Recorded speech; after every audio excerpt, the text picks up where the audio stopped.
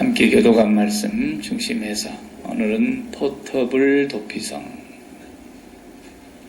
포터블 도피성이라는 것은 한 곳에 자리를 잡고 있는 성이 말하는 것이 아니고 움직이는 성을 말하는 겁니다.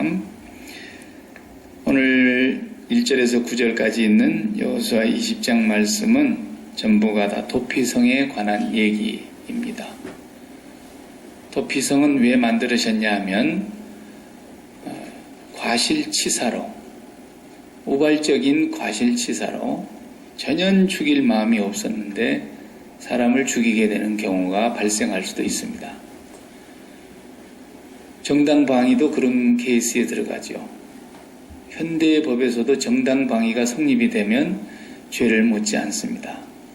그런데 옛날 하나님께서 사람이 살다 보면 원치 않았고 그럴 마음이 조금도 없었는데 사람을 죽이게 된 부지 중에 살인을 한 사람이 있을 때에 이 사람들을 그대로 내버려 두면 그 죽음을 당한 자의 가족이나 친지가 네가 우리 아버지를 죽였다 이래가지고 그 분을 못 참고 그냥 그 분나는 마음에 또 살인자를 죽이는 제2의 살인을 막아야 되기 때문에 그런 방어로 도피성을 두셨습니다. 그래서 그런 사람은 빨리 도피성으로 달려가야 됩니다. 그래서 도피성의 거리가 아무리 멀어도 하루길 안에 다 들어갈 수 있도록 가까운 곳에 있었어요. 우리가 지난 주간까지 땅을 차지하게 되었는데 아직 전쟁을 다 끝내지는 않았어도 그 성읍을 다 이제 그림 그려놓은 대로 그 지적도대로 제비를 뽑아서 다 나눠줬어요. 이제 땅 분할은 다 끝난 거예요. 그런데 누구만 안 줬느냐 하면 레위 지파만 땅을 주질 않아요. 그래서 지금까지 이제 땅을 다 차지하게 된 뒤에 지난주에 봤던 그 나머지 7지파도 땅을 차지해야 되잖아요.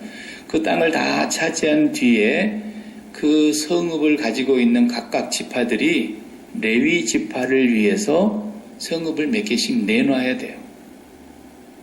레위 지파는 생업을 위해서 사는 지파가 아니라 하나님의 성소에서 제사를 진행하는 모든 일을 맡아서 보는 지파이기 때문에 하나님께서 이것은 빼냈단 말이에요. 그리고 11지파가 됐는데 다시 12지파로 만들기 위해서 요셉 지파를 에브라임 지파, 므낫세 지파 이렇게 나눈 거예요. 그런데 이 레위 지파에게 성읍을 몇 개를 주라 그랬느냐면 48개를 주라 그랬어요. 48개 성읍을 주라 그랬는데 성읍의 숫자에 비례해서 많이 가진 지파는 좀 많이 내놓고 그리고 좀 작게 가진 지파는 좀 작게 내놓고 그렇게 해서 48개를 내놓는데 42개는 레위 사람들이 차지하는 성읍이 되고 나머지 6개는 도피성이에요. 그래서 총 42개, 6개 해서 48성읍을 레위 사람들이 갖게 돼요. 그런데 그 도피성이 요단강 건너오기 전에 동쪽이라고 하는 르우벤 지파, 그 다음에 므낫세 지파, 그리고 므낫세 반 지파, 그리고 갓 지파 이 두 지파 반이 동쪽에 있었는데 그 동쪽에 있는 지파를 위해서도 도피성 3개 그리고 이쪽에 들어와서 살고 있는 9지파 반을 위해서도 도피성 3개 이렇게 해서 양쪽에 3개씩 6개의 성읍을 두라 그런 거예요. 그래서 이제 그 성읍은 도피하는 사람을 부지 중에 죽여서 내가 죽이려고 마음을 먹어서 계획을 해서 죽인 사람이면 그건 반드시 사형이에요. 예외 없이 죽이라 그랬어요, 하나님께서. 그런데 절대로 죽일 마음이 없었고 과실이었다. 그런 사람은 빨리 피해야 됩니다. 그래서 이제 그 성읍 앞에 가서 문지기에게 구하고 그 다음에 그 성읍 안에 사는 레위의 지도자들에게 빨리 얘기를 해야 돼요. 내가 이러이러해서 사람을 죽였습니다. 그런데 죽일 마음이 전혀 없었습니다. 그러면 일단 받아들여야 된단 말이에요. 그런데 또 그 죽임을 당한 집안의 친족이나 유가족들이 저놈 잡아라 그리고 뒤에 쫓아갈 수가 있잖아요. 그럼 그 뒷사람이 쫓아오는데 그 사람도 그럼 받아들여야 되느냐? 오늘 우리가 읽었죠? 받아들이지 마라 그랬어요. 그 사람들은 살인자가 성 안에 안전하게 일단 보호를 받아야 되니까 죽이려고 쫓아오는 사람은 받아들여서는 안 된다. 오늘 우리가 읽은 말씀에 다 나옵니다. 그래서 이 도피성이라고 하는 것은 결국은 하나님의 어떤 긍휼과 사랑과 은혜의 방편이에요. 그리고 재판을 해봐야 돼요. 이제 이 도피성에 대한 얘기를 4번 하셨어요. 출애굽기 21장에도 한 번 하셨어요.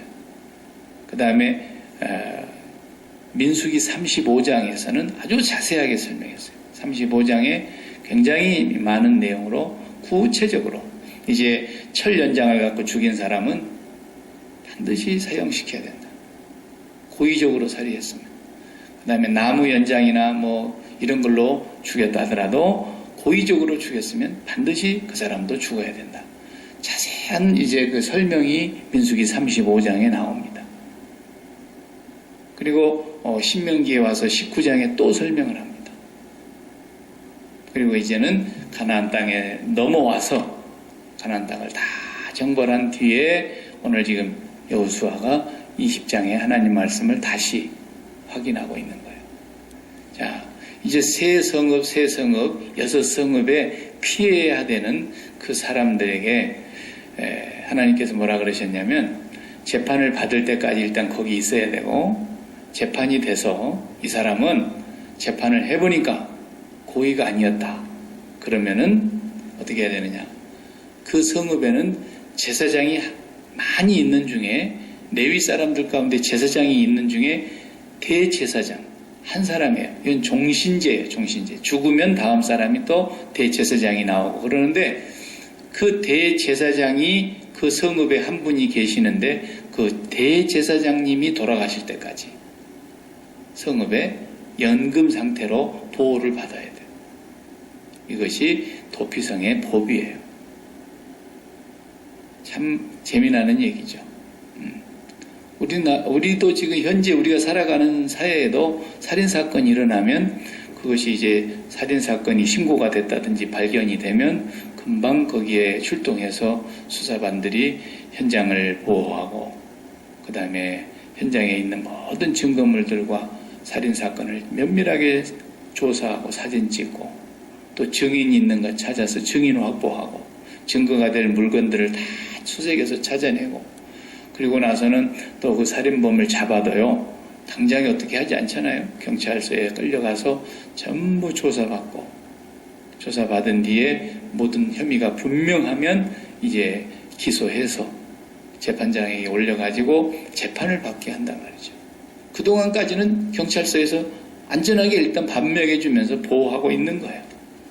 그래가지고 판명이 나서 이 사람의 죄가 재판장에 의해서 나타나면 이제 형벌을 받아서 감옥으로 재의를 가는 거죠. 그런데 이 사람은 보니까 전혀 고의가 아니었고 우발적이었는데다가 그냥 밤중에 들어오는 도둑을 자기 가족을 보호하기 위해서 도둑을 향해서 그냥 총을 쐈는데 도둑이 맞아 죽었다. 도둑이 총을 들고 들어왔다. 그래서 이제 조사해 보니까 정당방위다. 그러면 혐의가 풀리는 거예요. 이 도피성에서도 그렇게 되는 거예요. 도피성도. 참 기막힌 제도죠. 그래서 모든 법은요, 성경에서 다 나왔습니다. 어느 나라 법도 오늘날과 같이 삼권이 분립되어 있는 민주주의가 제대로 되는 나라이면 그 입법부의 모든 법이 처음 근원은 어디서 나오느냐? 그것이 함무라비 법전에서 나온 게 아닙니다. 함무라비 법전의 내용은 그 분량으로 하자면 창세기 한 5분의 1밖에 안 됩니다. 아주 작은 오래된 책이지만 그게 그래도 함무라비 법전이 우리가 발견된 가장 고대의 법전이라고 알고 있지 않습니까? 바빌론 시대에. 그런데 이 성경의 이 법은 모든 나라의 법의 기초예요.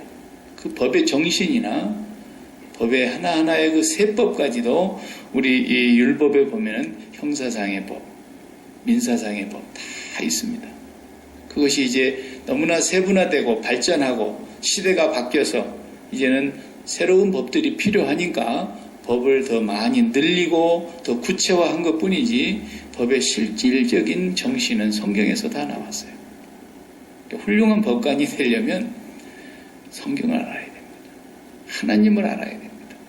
하나님을 모르고 법의 주인이 되시는 그 하나님을 바르게 경외하는 사람이라야 사실은 제대로 판결을 할 수 있는 거예요. 어떤 면에서 오늘 도피성을 이렇게 우리가 공부하는 가운데서 보면은 제일 의미심장한 것이 대제사장님께서 죽는 날까지 거기 있다가 제사장님이 딱 돌아가시면 장례가 끝나는과 동시에 거기에 연금되어서 보호를 받고 있었던 살인자는 이제 자기 집으로 돌아간다는 거예요. 아주 재밌죠? 왜 하필이면 대제사장 죽을 때까지 있어야 되는 거예요? 대제사장하고 무슨 연관이 있길래? 대제사장님 죽는 시간까지 아마 그 사람들이 거기서 있으면서 야, 우리 성의 대제사장님 빨리 좀 죽었으면 좋겠다. 아마 그랬을 것 같아요. 이 사람 자기가 고의로 살인한 자가 아닌데 집을 들어갈 수가 있나, 자녀를 만날 수가 있나, 아내를 만날 수가 있나, 생업을 할 수가 있나, 아무것도 못하는 거예요. 그러니까 얼마나 빨리 집에 가고 싶을 텐데 제사장님이 100살까지 살면 얼마나 힘들겠어요. 아무튼 제사장님이 빨리 죽기를 바라야 갈 수 있을 텐데 그렇다고 뭐 그런 또 고약한 마음을 품을는지는 모르겠으나 일단 그것이 오늘 본문에서 의미가 있는 거예요. 그러면 우리가 한 가지 기억해야 될 것은 그 시절의 도피성하고 지금의 도피성은 어떻게 다르냐라는 거죠. 지금이 그렇게 경찰들이 하고 검사가 하고 이렇게 민주화된 사회에서 입법 제도가 확실하고 사법 제도가 완전히 독립화되어 있는데 얼마나 잘하겠냐는 거죠. 그런데 오늘날에 우리에게 있는 이 도피성은 무슨 의미가 있을까? 이것이 대제사장의 죽음과 관련이 있는 이 도피성의 제도가 바로 속죄의 의미가 있기 때문에 예수 그리스도와 아주 밀접한 관계가 있어요. 그래서 죽음이 뭐냐라는 것부터 먼저 한번 우리가 보면은 누구를 죽여야 도피성을 가야 되기 때문에 죽음이 뭐냐, 죽인다는 것이 뭐냐, 혹은 죽임을 당한다는 것이 뭐냐. 성경적으로 보면은 그냥 우리의 목숨을 끊는 육체적인 죽음만 죽음이 아닙니다. 성경에서 볼 때는. 성경에서 죽음은 하나님의 뜻이 끊어지는 거예요. 하나님의 뜻과 단절되는 거. 하나님과 단절되는 것이 죽음이거든요. 그러니까 살아있어도 죽은 사람이 얼마나 많습니까? 살았으나 실상은 죽은 자로다. 그랬잖아요. 그러니까 예수를 믿지 않는 사람들 일반적으로 보면 하나님이 보실 때는 지금 다 죽어 있는 상태죠. 왜? 하나님의 뜻을 그들이 깨닫지를 못하고 하나님의 뜻과는 단절되어 있기 때문에. 아담과 하와를 보고 따먹는 날에는 정령 반드시 죽으리라 그랬는데 육체가 안 죽었잖아요. 하나님 말씀에 그러면 좀 하나님이 겁을 주려고 한 말씀이 아니잖아요. 그 사람들이 육체는 죽지 않았지만 에덴 동산에서 쫓겨났지만 실질적으로는 하나님과는 단절된, 하나님의 뜻과는 단절된 영적으로 죽음의 상태에 이른 거죠. 그렇기 때문에 그 사망의 권세를 파하시고 다시 우리를 새 생명으로 살리기 위해서 예수님이 오신 거 아닙니까? 그러니까 하나님의 뜻과 단절된 상태도 죽음이에요, 죽음. 더 구체적으로 말하면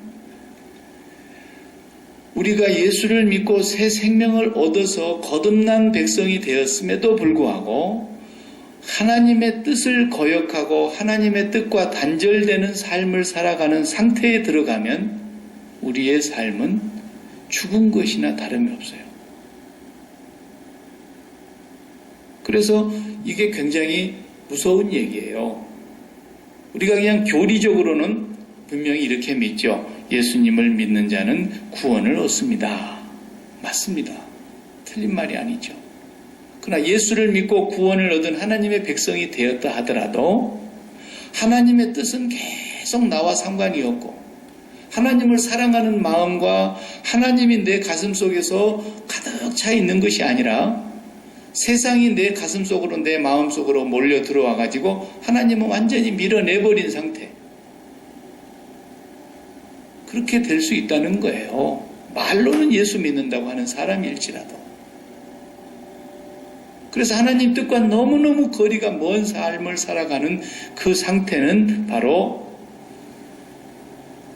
4대 교회와 같이 예수님께서 그 교회를 보고 하시는 말씀이 너희는 살았다 그러지만 실상은 다 죽은 자다 그랬잖아요. 그 교회를 보고 주님이 말씀하신 거예요. 세상 사람들 보고 하신 얘기가 아니에요.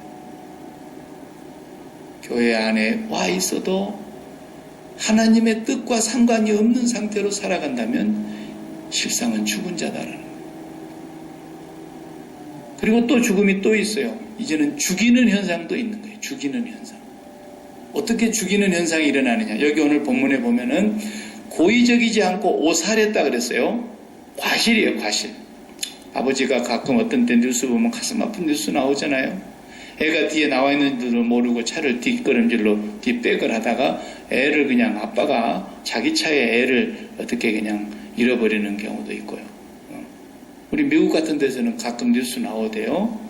애기가 그냥 아빠 권총을 어떻게 갖고 놀다가 말이죠. 총이 들었는지 실탄이 있는 줄도 모르는 애가 빵 연습하다가 자기 아버지를 쏴버리는.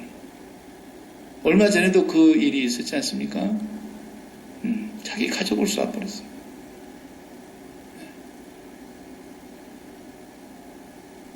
그런 것처럼 나는 죽이려고 하는 마음이 전혀 없었지만 내가 사람을 죽인 것과 똑같은 삶을 살 수 있다는 거예요. 고의적으로 죽이는 건 뭡니까? 형제를 미워하는 자는 이미 살인하였느니라 그랬어요.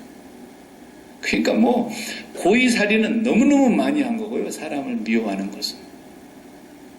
고의적으로 이건 살해한 겁니다. 미움은 과실치사가 아닙니다. 또 어떤 경우에 사람을 우리가 죽이는 경우냐면 내가 내 자식을 키우면서 내가 사업을 하면서 내가 어떤 인생의 계획을 세우면서 그 속에서도 하나님의 뜻과는 전혀 상관없는 내 뜻을 거기다가 푸시하고 내 뜻을 밀어붙이는 것. 이것도 사람 죽이는 거예요. 사람 죽이는 거. 여러분, 살아있다고 하는 것은 육신이 살아있어서 숨을 쉬고 있다고 하는 것, 아직 목숨이 붙어있다고 하는 것, 이것은 하나님의 뜻이 아직도 진행 중이라는 뜻이거든요. 참새 한 마리가 짹 그리고 땅에 떨어져 죽기 직전까지는 하나님의 뜻이 진행되어 가고 있는 거예요. 참새 한 마리가 땅에 떨어지는 것도 하나님의 허락이 없이는 안 된다고 그랬잖아요. 모든 살아있는 건 꽃 한 송이라도 하나님의 영광을 나타내고 있고 하나님의 솜씨를 자랑하고 있는 거예요. 어떤 것도 지음을 받은 것 중에는 살아있는 동안 하나님의 뜻이 없어질 수는 없어요. 우리 사람이 목숨이 딱 끊어지죠? 그러면 나에 대한 하나님의 뜻이 끝난 거예요. 이 세상의 것이. 그러기 전까지는 몸져 누워 있어도 하나님의 뜻은 안 끝나요. 그러면 구체적으로 우리가 들어가서 볼 때 우리가 낳은 자식들이라고 예를 들어봐요. 내가 낳은 자식이라도 이 자녀가 부모의 뜻이 있다고요. 사랑하는 마음이 있으니까 자식에 대한 뜻, 자식에 대한 어떤 계획, 자식에 대한 어떤 꿈, 소원 있단 말이에요. 근데 그 소원이 어디서 비롯됐는가 우리가 면밀하게 검토를 해보면 그 소원은 대부분이 이 세상 사람들이 좋다고 약속해 놓은 것을 가지고 그걸 근거로 해서 소원을 갖고 있는 거예요. 그게 가치관 아닙니까? 가치관. 세상 사람들이 이것이 행복이라고 하자. 세상 사람들이 정해놓은 약속이 있다고요. 이것이 성공이라고 하자. 이렇게 사는 것이 출세라고 하자. 이렇게 사는 것이 복받은 거라고 하자라는 세상 사람들이 자기들이 생각하고 자기들이 판단하는 그 기준에 의해서 정해놓은 가치. 그거 우리가 너무 많이 듣고 배우고 경험을 해봤기 때문에 그것에 의해서 자녀에 대한 소원을 갖는 거예요. 세상 사람들이 말하는 행복의 개념, 그 개념대로 우리 애도 행복했으면 좋겠다. 세상 사람들이 말하는 성공의 개념, 그 성공의 가치대로 우리 애들이 성공했으면 좋겠다. 세상 사람들이 되는 그런 좋다고 하는 것, 그런 그 기준에서 우리 애들도 그렇게 됐으면 좋겠다. 전부 우리가 바라는 소원이 대부분 거기서 나옵니다. 그런데 착각하지 말아야 될 것은 하나님이 지으신 하나님의 자녀, 더군다나 예수 그리스도의 피로 값주고 산 자녀는 하나님이 더 사랑하신다는 걸 여러분 인정하시죠? 그분도 우리가 낳은 자녀들에 대한 당신의 자녀니까 당신의 자녀들에 대한 계획이 있단 말이에요. 그분도 바람이 있고 그분도 소원이 있는데 우리께 더 확실하겠어요? 그분께 확실하겠어요? 그분께 분명히 확실하다는 걸 우리가 인정하죠? 그분이 기준하는 좋은 것은 뭐냐라는 거예요. 우리는 선악과를 따먹고 우리가 판단하고 앉아있는 좋은 것과 나쁜 것, 옳은 것과 그른 것, 잘된 것과 못된 것, 우리는 그렇게 판단하고 있어요. 그러나 하나님은 그렇게 판단 안 해요. 이 마이크를 만드신 분이 이걸 무슨 목적으로 만들었겠습니까? 오늘날과 같이 이렇게 말을 이렇게 출력을 높여서 사람들에게 작게 말해도 많이 모인 청중이 소리를 다 고루 들을 수 있도록 이 마이크와 스피커를 만든 거 아닙니까? 그 목적이 분명히 있으니까 만들어졌고 나타나 있는 것 중에 목적이 없이 존재하는 게 없단 말이에요. 내가 옛날에 웃기려고 우리 애들이 어렸을 때 꼬마 때 아빠 남자는 왜 이렇게 앞에 젖이 있어요? 그래서 그 참 고약한 질문을 애들이 하더라고요. 그래서 야 그것은 앞판인가 뒷판인가 구분하려고 한 거야. 내가 그냥 그러고 말았어요. 그러나 무언가 목적이 있으니까 하나님이 만들어놨지 필요 없는데 그걸 달아놨겠어요? 근데 우리 지식으로는 짧으니까 뭐 그걸 내 같은 사람은 그렇게 그냥 웃어 넘겨버리고 말지만 이 세상에 하나님이 만드시는데 목적이 없이 만든 게 뭐가 있겠냐? 그분의 뜻과 바람과 그분의 소원과 그분의 계획이 없이 만들어진 사람이 누가 있겠냐 말이에요. 그분의 뜻은 하늘에서 완전한 뜻이라고 우리가 주기도문에 늘 고백하잖아요. 뜻이 하늘에서 온전히 이루어진 것처럼 이 땅에서 이루어지기를 바랍니다. 매일 우리 기도하지 않습니까? 그런데 부모는 부모대로 또 내가 낳은 자식이라고 피부치라고 내가 소원을 갖고서 내가 바람을 갖고서 내가 그 인생을 만들어서 계획을 해가지고 밀어붙인단 말이죠. 그때 부모가 하는 행위가 바로 하나님의 뜻과 상치되면 부모가 애 죽이는 거예요. 그것도 내 고의가 아니죠. 사랑해서 하는 일이지만 이것도 과실치사례니까요. 과실치사례. 미워하는 것은 고의적인 살인이고 내가 이 자식이 잘 됐으면 좋겠다는 바람이 있어서 가진 마음일지라도 하나님의 뜻과 상치되면 그래서 하나님의 뜻이 아닌 것을 계속 밀어붙인단 말이에요. 저는 한국에서 살아봤고 여러분들도 살다 오셨지만은 한국의 부모님들이 자녀에 대한 애착심이나 자녀를 출세시키려고 하는 그런 그 바람이 너무너무 강하다 보니까 또 좁은 땅에 인구는 많지 경쟁력은 너무 많지 어떻게든지 난도받아 저 올라가고 더 뛰어나고 실력이 있고 더 유명 대학을 나오든지 무슨 재주라도 더 하나 더 있어야 애들이 성공한다는 그런 생각 때문에 하여튼 부모님들의 그 극성 말이죠. 뭐 다른 데는 모르겠어요.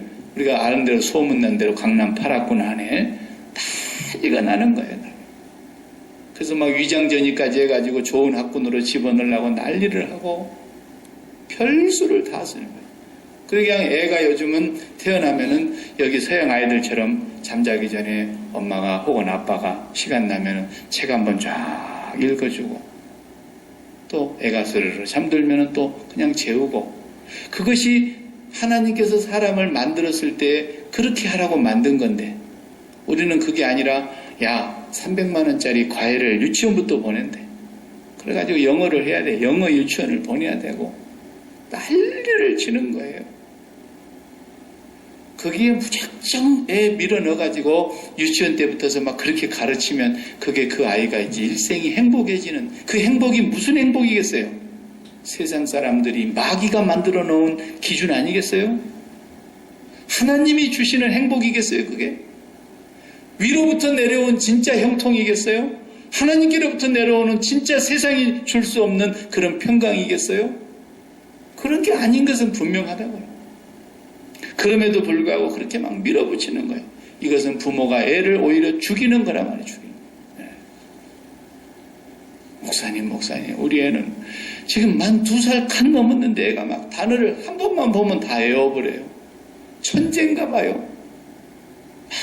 그것을 그냥 너무너무 그냥 대단한 것처럼 여기고, 목사님 안수해 주세요. 축복해 주세요. 제가 전에도 얘기했죠. 이제 네 인생은 쫑나기 시작했다. 지금부터. 그때는 애가 그저 엄마가 동화책 한번 읽어주면 그 상상의 나래를 펴면서, 뇌를 연구하신 분들이 다 발표했어요. 이미. 그때는 애에게 뭔가를 많이 주입시켜가지고 이 배러리를 다 소모시키면 안 된다는 거예요. 우리가 지식을 받아들이는 열량, 에너지, 그것이 한계가 있는데, 그것을 너무너무 어렸을 적부터 에너지를 다 빼버리면 오히려 나중에는 뇌가 발달이 안 돼가지고 뇌 세포가 오히려 더 발달이 안 되고 뇌 세포가 더 엉망이 된다는 거예요. 오히려 그때는 정말로 꿈나라에 들어가는 아이들에게 동화책을 읽어주면서 상상하게 하고, 그럴 때 그 뇌세포가 왕성하게 자란다는 거예요. 우리가 구구단을 먼저 외우지 서양 애들이 구구단을 외우는 거 봤습니까? 우리는 유치원 들어가기 전부터 구구단 외워갖고 들어가지, 서양 애들은 초등학교를 졸업해도 구구단을 외우질 않지 않습니까? 그런데 최고의 수학자는 우리나라에서 잘 안 나와요. 그냥 수학 경시대에서 1등은 나와도 세상을 바꾸는 수학자는 안 나온다고요. 안 나와요. 그러니까 부모들의 생각이 자식을 행복하게 만들어줄 것이라고 막 밀어붙이는 그거 한 가지만 봐도 이거 과실치사입니다. 과실치사예요. 내가 사업을 하는 과정에서도, 내가 사람을 만나는 과정에서도, 내가 무슨 일을 계획하는 과정에서도 내 생각과 세상에서 배운 경험과 그 기준점을 두고서 이 모든 것들을 밀어붙인다면 반드시 그것에 대한 보복을 받게 되어 있어요. 그것이 어떻게 나오느냐? 아이고, 숨통 막혀 죽겠네. 이렇게 되는 거예요, 나중에. 살아도 사는 것이 아니네. 도저히 못 살겠네. 이런 말이 나오는 것이 뭡니까? 이제 그것이 보복해서 돌아오는 거예요. 하나님의 뜻을 역행하고 내 뜻으로 밀어붙였기 때문에. 네. 이런 것들이 전부 과실치사입니다. 이런 과실치사를 안 하려면 우리가 도망을 가야 돼요. 도망을. 그래서 대제사장이 죽는 날까지 거기 있다가 나와야 된다 그랬잖아요. 대제사장이 죽는 순간까지 있다가 나와야 된다는 이 기가 막힌 얘기가 복음의 내용인 거예요. 이게. 성경은 창세기부터 계시록까지 예수 그리스도의 십자가와 부활을 얘기하려고 기록된 책이에요. 우리 장로교를 토대를 세우신 잔 칼빈은 모든 성경을 그리스도의 십자가와 부활로 해석해야 된다 그랬어요. 종교개혁자들은. 어디를 보아도 그 속에 복음이 들어있는 거예요. 도피성 속에도 지금 복음이 들어있는 거예요.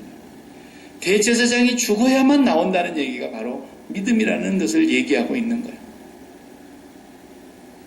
성경은 뭘 지으라 그랬냐면 로마서 14장 23절에 보면 사람이 무엇을 행하든지 모든 일을 행함에 있어서 믿음으로 행하지 아니한 건 다 죄다. 이렇게 기록되어 있어요. 믿음으로 행하지 아니한 모든 것이 죄니라. 그게 무슨 말인지 아세요? 믿는다는 말이 무슨 말입니까? 우리가 예수 그리스도를 믿는다는 말이죠. 예수 그리스도를 믿는 것도 뭘 믿는다는 거냐? 예수님 신발이 신문 7이었다. 이런 걸 믿는 게 아니잖아요. 예수님 몸무게가 200파운드였다. 이런 걸 믿는 게 아니잖아요. 믿는다는 내용 또한 예수 그리스도의 십자가의 죽음과 부활을 믿는 거거든요. 구체적으로. 그러면 그 십자가와 부활을 믿는다는 말은 또 더 깊이 들어가면 로마서 6장에 보면 예수 그리스도와 함께 죽고 예수 그리스도와 함께 산다는 걸 믿는다는 거예요. 그러니까 죄라는 것은 이 믿음으로조차 하지 아니한 모든 것이 죄라고 하는 말은 우리가 대제사장이 죽기까지 거기 있어야 된다는 말, 그 말과 같아요. 내가 예수 그리스도와 함께 온전히 죽음의 자리에까지 들어가지 않고서는 도피성을 나오면 안 된다는 거예요. 도피성 안에 있어야 된다는 말은 뭐예요?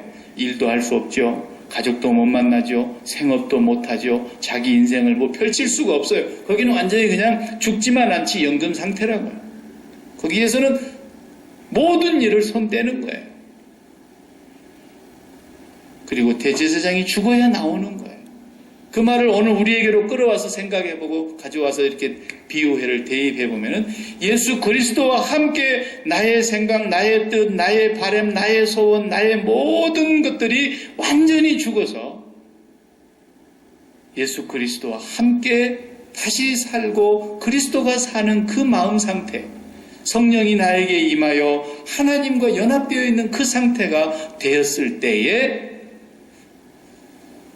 다시 손을 들어 일할 수 있다는 거예요. 모든 손 뗐던 것에서 이제 집으로 돌아가잖아요. 제사장 죽었으니까. 대제사장 죽으면 이제 집으로 돌아가서 일상으로 다시 돌아가서 다 일을 한단 말이죠. 우리가 예수 그리스도와 함께 완전히 죽은 상태가 돼서 그리스도와 함께 연합하고 하나님과 마음이 연결됨으로써 그걸 뭘로 알 수 있어요? 증거가 있잖아요. 증거가. 그걸 뭘로 알겠어요? 내가 이제 세상에 대하여 죽고 죄에 대하여 죽고 믿음을 조차 행한다. 예수 그리스도와 함께 분명히 나는 죽었다. 그걸 뭘로 알 수 있겠어요? 내 마음 상태를 보면 아는 거예요. 이제는 내가 살아도 주를 위하여 살고 죽어도 주를 위하여 죽나니 내가 사나 죽으나 주의 것이다. 사는 것도 주의 것이고 죽는 것도 주의 뜻이고 사는 것도 주의 뜻이고 죽는 것도 주의 뜻이고 사나 죽으나 이제 내가 주님 안에 있는 것인데 그렇다고 한다면 이렇게 되든 저렇게 되든 하나님의 원하는 소원대로만 됐으면 좋겠다. 그 마음이 나에게서 확실히 이루어졌다면 그 마음 상태가 이루어졌다면 그리스도와 함께 죽은 거예요. 그리스도와 함께 죽은 거예요. 우리 자녀를 향한 바람, 소원, 계획 본인도 갖고 있고 우리도 갖고 있고 그러죠? 그래도 그것조차도 이것이 나에게서 나온 것이라면 하나님의 뜻과 일치되지 않는 것이라면 하나님이 원하는 방법이 아니라면 이렇게 되든 저렇게 되든 우리 자녀가 하나님이 원하시는 소원대로만 되면 좋겠다. 나는 그거 외에는 더 바라는 것이 없다. 이 죽은 사람이라고요. 이 사람이 죽은 사람. 그렇지 않고 계속 내가 계획해 놓은 대로 애가 안 되면은 막 그걸 그냥 쥐어짜가지고 애한테 스트레스를 엄청나게 줘가지고 이게 지금 성적표를 보니까 네가 사람이 되려 그러느냐 말려 그러느냐 네가 이렇게 돼갖고 앞으로 무엇을 해먹고 살려 그러느냐 네가 앞으로 미래가 정말 있는 거냐 애를 성적표 하나 가지고 이렇게 잡아댄다 그러면은 그 엄마는 지금 계속해서 그 아빠는 계속해서 애를 과실치사하고 있는 거예요. 죽이고 있는 거예요 지금. 하나님께서 묻고 싶은 거예요. 그런 엄마 아빠에게. 뭐라고 묻고 싶을까요? 우리 아버지 하나님께서 야 네가 걔를 만들었냐? 네가 그 생명을 책임질 수 있냐? 네가 그 영혼을 책임질 수 있어? 네가 그 애의 죄를 다 용서해 줄 수 있어? 네가 그 아이의 미래의 진정한 행복과 그 미래의 진정한 평강을 해결해 줄 수 있어? 네가 계획하고 있는 그것이 정말 그 아이의 행복을 보장해 줄 수 있어? 라고 하나님이 묻고 싶을 거라고요. 묻고 싶을 거예요. 네가 생각하는 대로 돼야만 애가 정말로 인생의 미래가 펼쳐질 것 같으냐? 아니면 내가 갖고 있는 나의 완전한 하늘의 뜻이 그 아이에게 이루어져야 되겠느냐? 하나님 묻고 싶을 거라고요. 저는 우리가 자녀를 다 함께 하고 있기 때문에 자녀에 대한 예를 든 것뿐이지 자녀뿐만 아닙니다. 하나님께서 우리가 목숨이 살아있는 한, 붙어있는 한 하나님의 뜻은 끝나지 않는데 그 뜻이 이루어지기를 우리가 구해야지. 그렇지 아니하고 세상에서 배운 경험과 세상에서 약속되어진 성공, 세상 사람들이 이것을 성공이라고 하자, 이것을 축복이라고 하자, 이것을 뭐 좋은 것이라고 하자라고 정해놓은 그 기준에 의해서 말하는 건 과실치사입니다. 과실치사입니다. 그렇게 살지 말라는 거예요. 그래서 우리는 매일매일 그런 마음이 생길 때마다 도피성으로 뛰어가야 돼요. 그 도피성이 자리가 이스라엘까지 비행기 타고 가는 자리가 아니고 예수 그리스도 대제사장 대신 예수 그리스도의 십자가의 죽음이란 말이에요. 그분의 죽음과 나의 죽음이 연합되어서 정말 내 소원, 내 바람, 내 뜻이 다 죽고 내가 성령으로 말미암아 하나님과 연합이 되어서 이제는 내가 살아도 좋고 죽어도 좋고 이걸로 내가 떼부자가 돼도 좋고 이것으로 내가 하다가 뭐 큰 돈 못 벌어도 좋고 이 길로 가다가 내가 뭐 횡재를 해도 좋고 못해도 좋고 나는 이제 이런 것에 대해서는 죽었다. 나는 이런 것으로 인해서 더 기쁨을 얻으려고 맘먹고 사는 사람이 아니다. 진정으로 내가 기뻐하는 기쁨은 살든지 죽든지 흥하든지 망하든지 부자가 되든지 가난하게 되든지 건강하게 되든지 몸져 눕든지 하나님께서 갖고 계시는 그 하늘의 완전하신 뜻만이 이루어지면 좋겠다. 날마다 그걸 기도의 제목으로 날마다 그것을 마음의 소원으로 붙들고 살아가는 그 상태, 이 상태가 이제 도피성을 우리가 통과한 상태를 말하는 거죠. 저와 여러분이 매일매일 그것을 뭐 큰일 일어났을 때 써먹으려고 그러지 마시고 매 순간순간 써먹어 봐요. 부부 사이에도 힘들고 어려울 때 서로 힘들기는 마찬가지잖아요.